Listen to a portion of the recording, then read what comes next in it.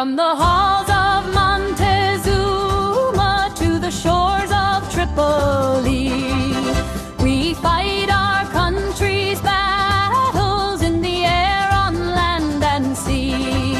First to fight for right and freedom, and to keep our honor clean.